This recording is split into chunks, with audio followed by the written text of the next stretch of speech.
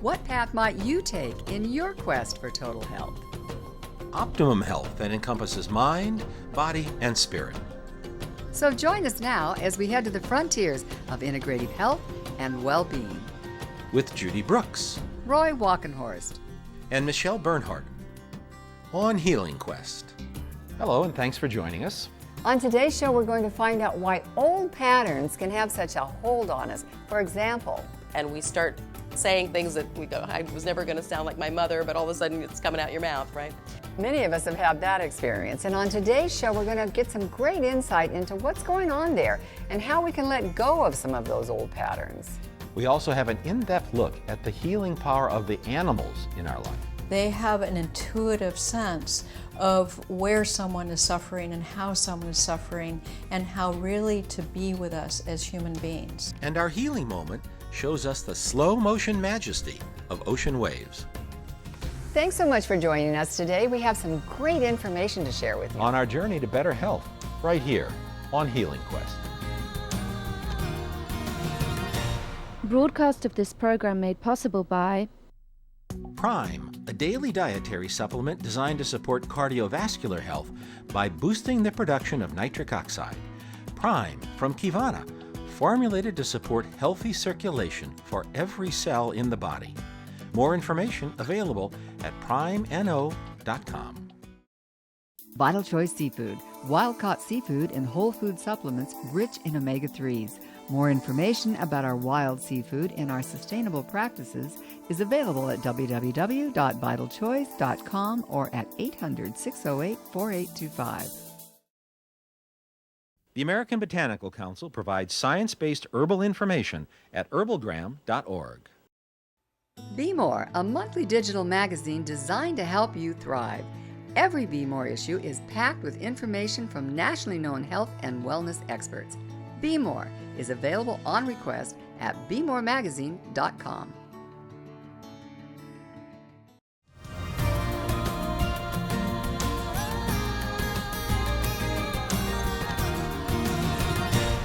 This season on Healing Quest, we've been exploring the topic of trauma as a portal to transformation. We've been learning about the many options available so when something bad happens in our life, we can deal with it, release it, and emerge from it even stronger and more resilient.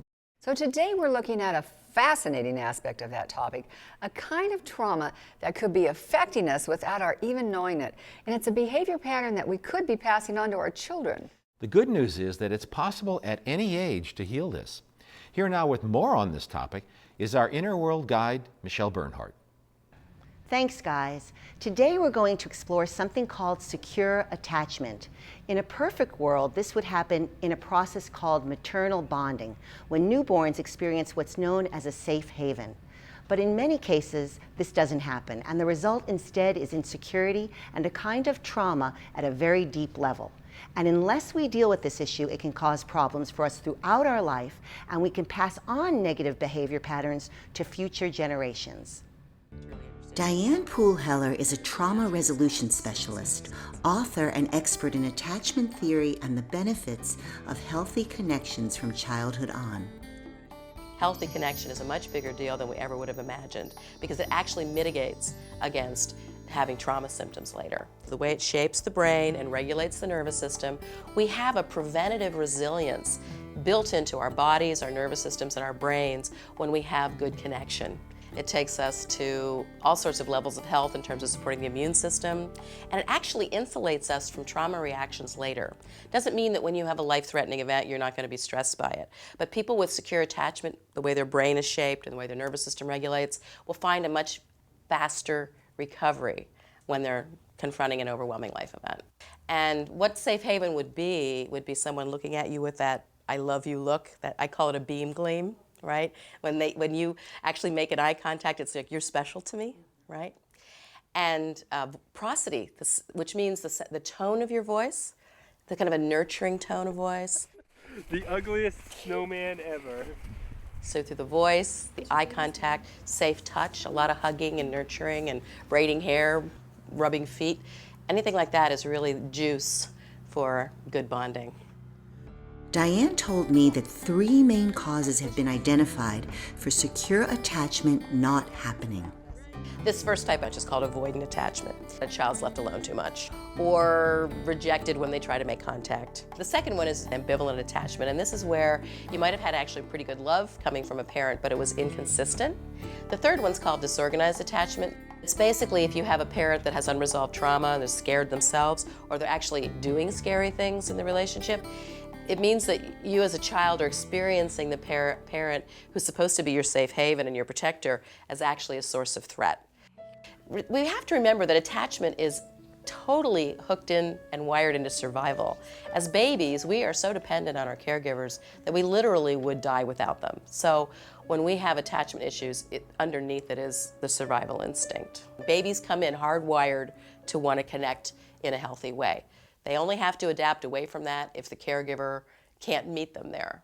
Wow, that's really interesting. In that interview, Diane talked about 3 kinds of attachment issues, and I'd like to know how that really affects us as adults. Well, in the case of being left alone a lot, Diane says those babies often tend as adults to be loners and have a hard time interacting with others. Where the caregiver wasn't consistent with attention and affection, these adults often focus excessively on the fear of being betrayed or abandoned. They feel they can't trust a relationship because it might go away at any time. And then she talked about the one where a parent who's supposed to be a safe haven is really doing scary things. That's called disorganized attachment. Adults who are exposed to that as babies often start to connect with a partner, but then sabotage the relationship because of an unexplained fear that arises. Thanks, Michelle. You know, I think that's going to help a lot of people understand the behavior they see and experience. Yeah. The good news is Diane says all these issues can be dealt with, and she says it's important we do so because if we don't, chances are these patterns will be passed down. Intergenerational trauma is such an important part of our human journey that we all need to really understand, and it is especially important to see how it comes down from one generation to the next, basically. And one of the biggest ways we transmit culturally and our own family dynamics is through parenting style. And the reason that so often is carried down is we absorb it like a sponge when we're babies from however we were taken care of. And it's happening in a non-conscious, pre-verbal, non-cognitive kind of way. It actually is like going into our body. So later, when we start to parent our own children as we grow up, right, that's already inbuilt like a template in our experience, and we start saying things that we go, I was never going to sound like my mother, but all of a sudden it's coming out your mouth, right? Fortunately, there's ways that we can practice how to get back to secure attachment if we didn't hit the jackpot and land in a safe haven with our original family dynamics. But the point I want to make is it's not mother's faults or father's faults. This is something that happens culturally and through the generations all over the world in anybody in this human experience. So it's not about placing blame. And really, mothers and fathers can't help that template that got put in there. Now, as we become more aware, our generation, fortunately, has the benefit of all these therapies and so much more awareness of how this all happens that we have a lot of opportunity to shift it. We can learn secure attachment later, at any age in life, even if we didn't have it in our early time. For over a decade, Diane has been training therapists across the country in how to help their clients achieve secure attachment, and she said it's much easier than what we might imagine. One of the best places we can heal our early attachment is in our marriage relationships or our partnerships later with somebody that's a significant person to us, that we have a deep connection to. Just to give you some really simple things that you can do, one is the welcome home hug. Like having that 20 seconds to 30 seconds or a minute, whatever it takes to really co-regulate each other in a physical connection. Another is, I like to think about this as a beam gleam, like maybe you're at a party and your partner's talking to somebody else, you just kind of shoot each other this look, but if you shoot this look intentionally, this I love you, you're special to me look, that really nourishes the attachment bond. Being protective of each other, and that's in public, like not talking about your relationship in a disparaging way to other people, or protecting each other together when you're alone too, like making sure you're a safe person for the other person. Even if you're not in a relationship, someone that has a history where they were left alone too much, they can practice approaching other people and staying present to the other person. There's different things they can start to get used to doing that doesn't at first feel natural, but eventually will feel very good. Taking a lot more time to play. Play is one of the best things you can do to get back to secure attachment. And we don't play near enough in our cultures. Our bodies are designed to respond to a certain way with healthy relationship, and our bodies are designed to move through traumatic experiences. But we have to know what that design is and then operate intelligently within the design. But we're designed to heal. As Diane mentioned, hugging with our significant others is an important and fun way of helping us with secure bonding and attachment. And by hugging, she means what she calls a belly-to-belly hug for 10 or 15 seconds, not one of those quickie triangle hugs. Oh, good hugs are so important. And I also love what she said about, oh, I was never going to sound like my mother, but then all of a sudden it's coming out of your mouth. That is so true, and it can be wonderful or horrible. I think most of us have said that at one time or another. I think so. Which speaks to how that template Diane mentioned gets imprinted in our body. As a matter of fact, in my work with people who have children, when they say their child is having a difficult time at a certain age, I always ask them, what was going on with you at that age? So how does that help us? Well, often the child is triggering a dormant wound in the parent that has not yet been resolved. That makes sense. So the more we heal ourselves, the more we heal our families. So I guess that would be called intergenerational healing. Absolutely. A healthy connection, a secure attachment is a much bigger deal than we ever imagined when it comes to emotional fitness and breaking the chain of intergenerational trauma. To help all of us do that, Diane's created a system called DARE, Dynamic Attachment Repatterning Experience, and she's trained therapists all over the U.S. in how to use it. So if you're interested in learning more about DARE and therapists who have been certified in it, we have the link for you at healingquest.tv. Thanks, Michelle. Once again, great information. You're welcome, Judy. It's information that we're hoping can help multiple generations.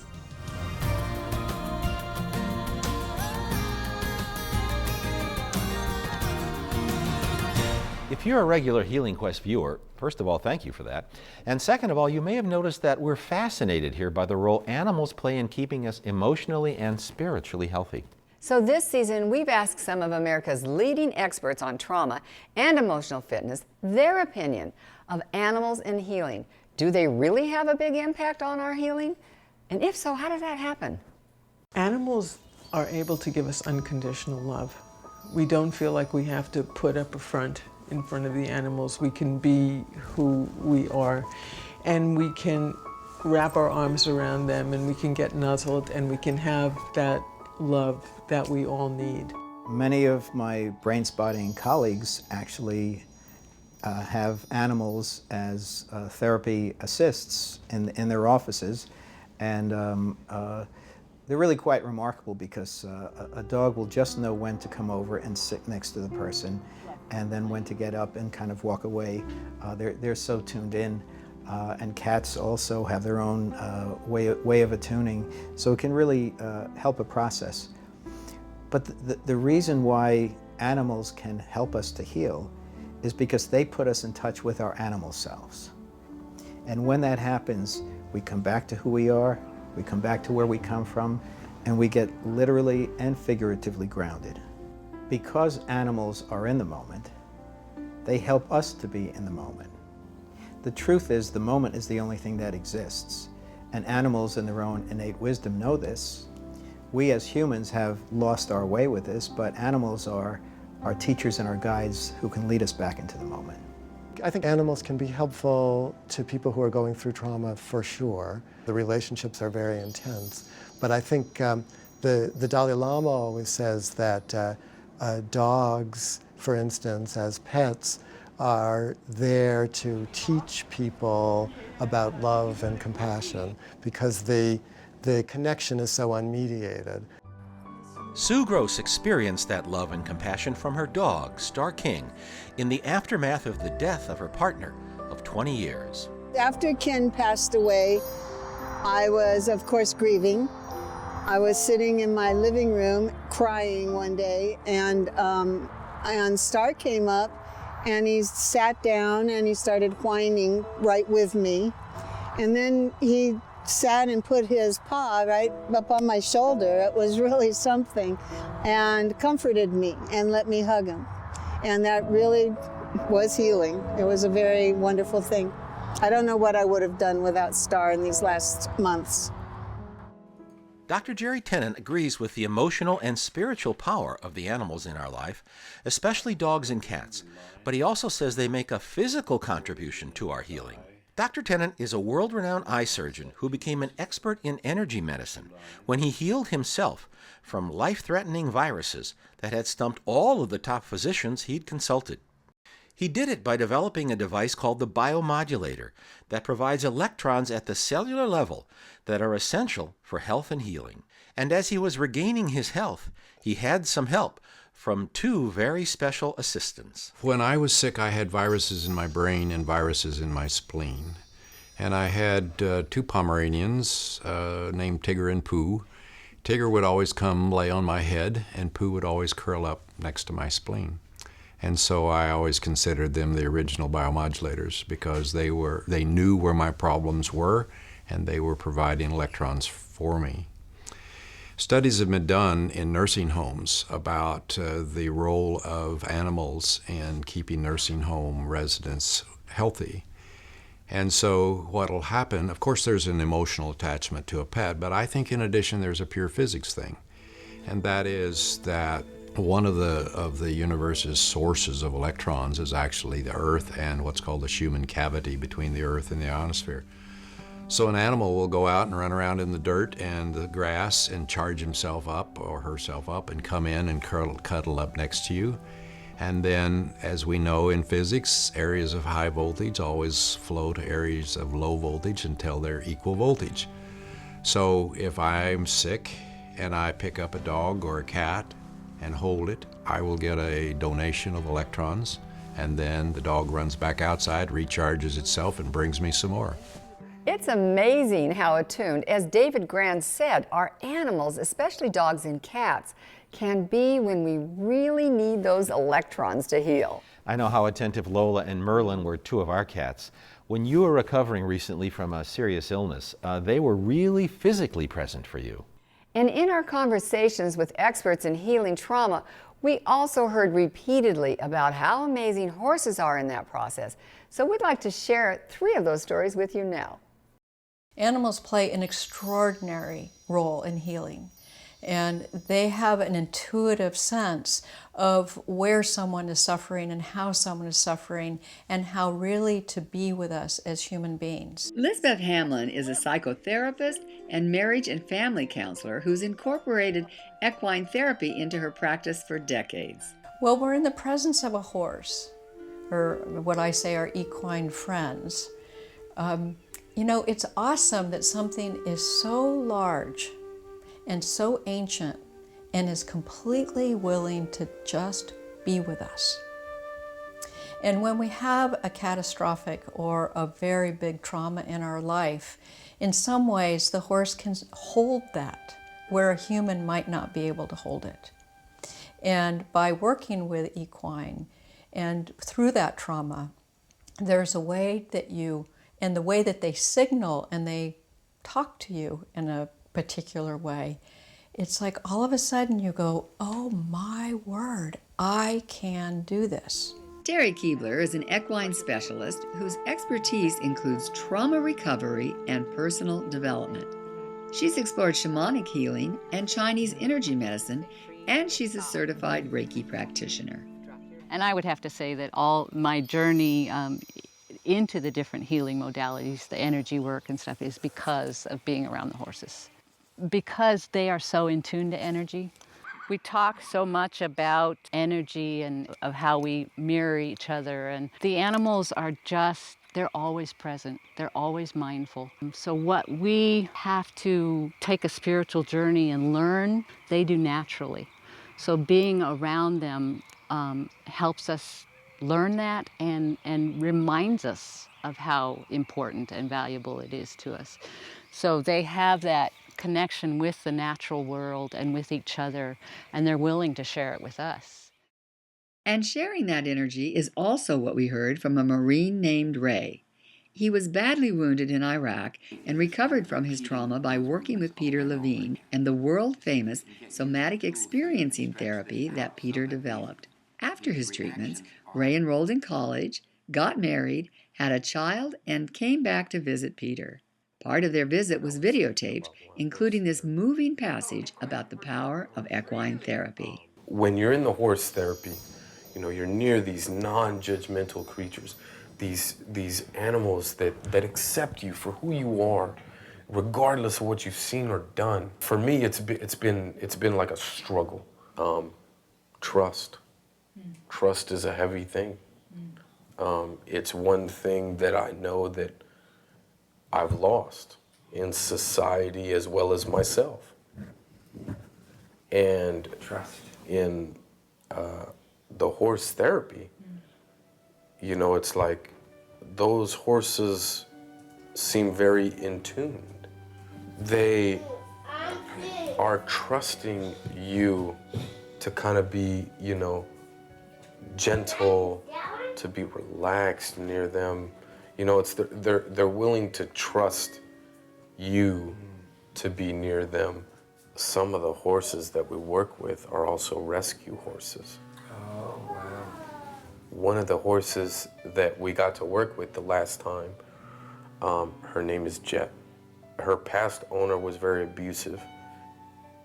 And the example of trust is that, you know, even though her previous owner was abusive, she's still able to have that trust in humans. She's just there.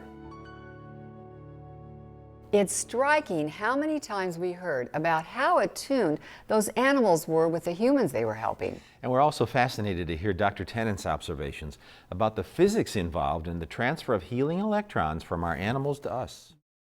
So we hope you have one or more loving animal companions in your life.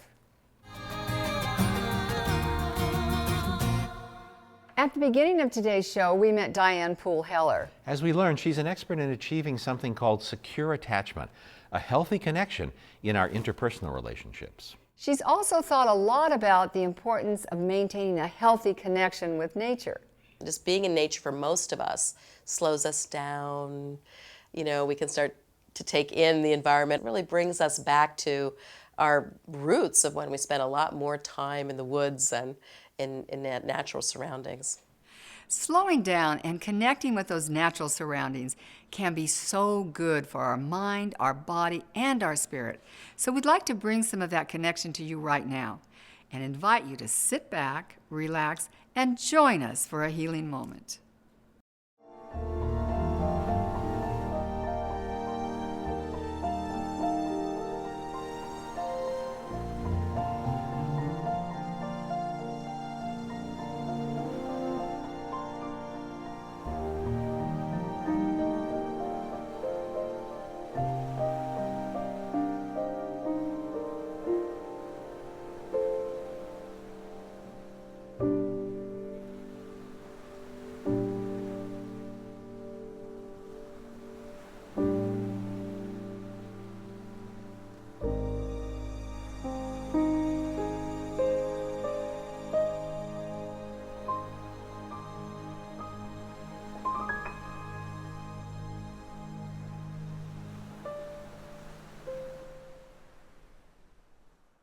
Once again, thanks to our friend Louis Schwartzberg from Blacklight Films for that fabulous nature footage. Amen. We have more information on his great work at healingquest.tv. And we also want to say thanks to Jane Rivar and everyone here at River Highlands Sanctuary near Grass Valley, California, where we're shooting this season. And thanks to all of you out there for joining us today. We look forward to seeing you next time on Healing Quest. Broadcast of this program made possible by Prime, a daily dietary supplement designed to support cardiovascular health by boosting the production of nitric oxide. Prime from Kivana, formulated to support healthy circulation for every cell in the body. More information available at primeno.com. Vital Choice Seafood, wild-caught seafood and whole food supplements rich in omega-3s. More information about our wild seafood and our sustainable practices is available at www.vitalchoice.com or at 800-608-4825. The American Botanical Council provides science-based herbal information at herbalgram.org. Be More, a monthly digital magazine designed to help you thrive. Every Be More issue is packed with information from nationally known health and wellness experts. Be More is available on request at BeMoreMagazine.com. For more information about today's show, please visit our website at www.healingquest.tv. To order a DVD of this episode of Healing Quest, call 877-544-4827 or write to the address on your screen. On the next edition of Healing Quest, we'll find out about a treatment that's so successful, it's been endorsed by the Department of Defense, the American Psychiatric Association, and the World Health Organization. And we'll see if we can help you discover what makes your heart sing. So join us next time, right here on Healing Quest.